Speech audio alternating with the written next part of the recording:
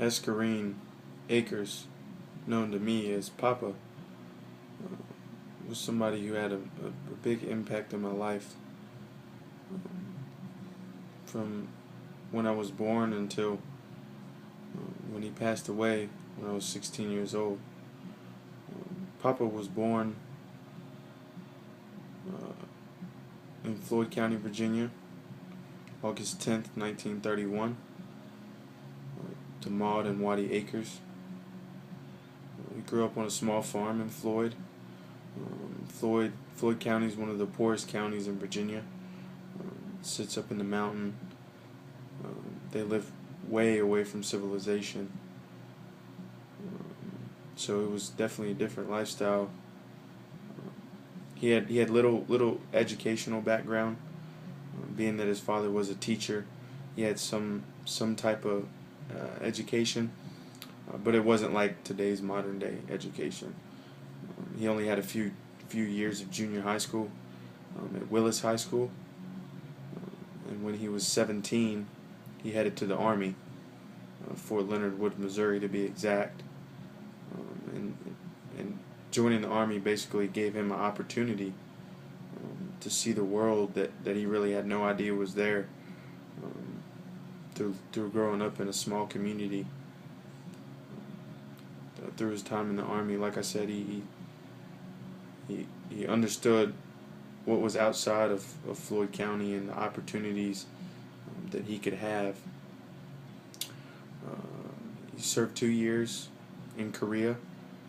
I believe 1951, 1953 was when he served. And there's many stories that he told about his time in Korea, but the funniest one to me was he was on his way back after his graduation from non-commissioned officer camp in Fort Leonard Wood, Missouri. He went to California for some training, was on the way back and saw the first television. So here he is, 18 years old, first time seeing a television. Today's society, we couldn't survive without a television. So it's just a difference of 50 years in time. I mean, it was pretty great to hear some of these stories. Once he got out of the Army, he actually went to Chicago, Illinois, where he attended trade school for heating and air conditioning, and received his certification through Train, and got a job with a company back in Danville, Virginia, where I'm from. Link Watson, where he was a technician for 15 years, from 1955 to 1970. 1970 is when he first came with the idea to start his own business, which he did. In 1975, Akers Heating and Air Conditioning,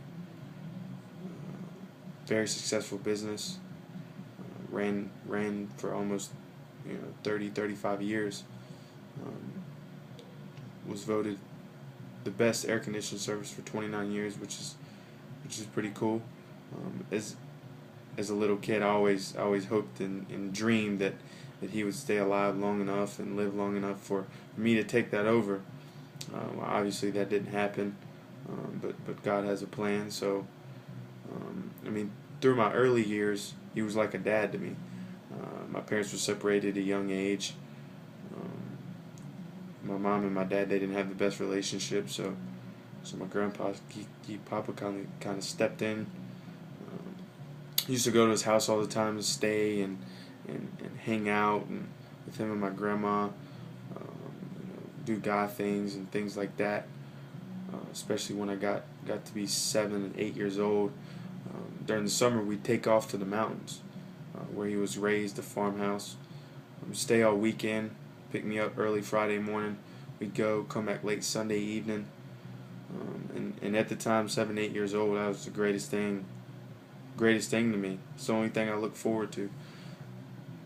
During the summer, it was just a great time.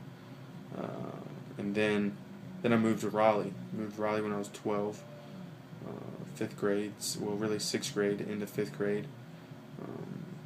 and didn't get to see him as much. I'd see him on weekends sometimes, and he'd come down and pick me up. My mom would take me there and things like that.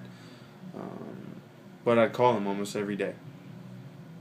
Just talk for a few minutes, and he'd always have something, something funny or to stay on me about getting my stuff done and get my priorities in order. Even at a young age, had high expectations for me. And after my ninth grade year, which he used to come to all my football games, so he was a big supporter of that. After my ninth grade year, I made the move to military school. He was a big part of this, financially, to help my mom. My mom being a single mother, it was tough. She could have done it, and she would have done it, but I think it was partly because my grandfather wanted me closer back to him, so they worked that out financially, and came back, and he used to take me out every weekend, come pick me up, hang out with them all weekend. And in 2007, he had a neck surgery, had a heart attack on the operating table. So this was major turning point in my life. I was kind of young, but he kind of was in and out of the hospital, but still come to pick me up every weekend. If he was in the hospital that weekend, my grandma would come pick me up. I'd come hang out with him at the hospital. Whatever it may be, we saw each other a lot, and he was in declining health really from, let's say, about August of 2008 through my first year at Hargrave. Didn't really get to see him too much, but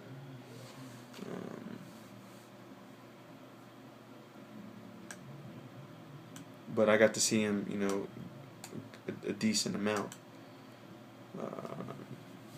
And January 31st, 2010, probably one of the toughest days of my life. Just a normal day, to me, to what I thought. And I got the news that he had passed away at the hospital, which was news I took very tough. Took me a couple weeks to regroup and re-get, be able to go to school. Just because we had spent so much time, and he was had such a major impact on my life. And one thing he told my grandmother before he passed away was within an hour he passed away was to make sure I was taken care of. And that's something that's always stuck with me. That he said this. So I felt like at this point, I had an impact on his life, and obviously he had the greater impact on my life. But a lot of things I do today are for him. A lot of things I learned in life and the directions I'm going are because of him. And he taught me,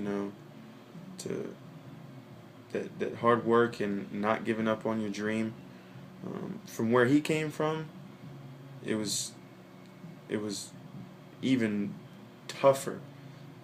Probably 30 times tougher, where the route that he went than I have. But he blessed me with some opportunities in my life, and so did my mom.